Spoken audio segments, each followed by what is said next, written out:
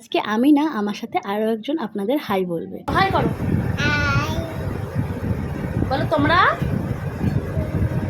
ভালো আছো? আমার মিনি ব্লগে সকলকে স্বাগত। সকাল সকাল ব্রেকফাস্ট করে তারপরে স্নান করে পুজো দিয়ে নিয়েছিলাম।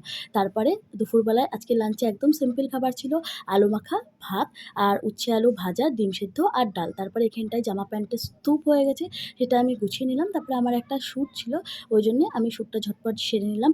আর এটা হচ্ছে আমাকে শিল্পা দিয়েছিল। এই গণেশটাও আমার খুব প্রিয়। তোমরা যদি আমার গণেশের কালেকশন দেখতে চাও অবশ্যই জানিও, আমি তোমাদের দেখিয়ে দেবো। আমার কাছে অনেক অনেক গণেশ আছে।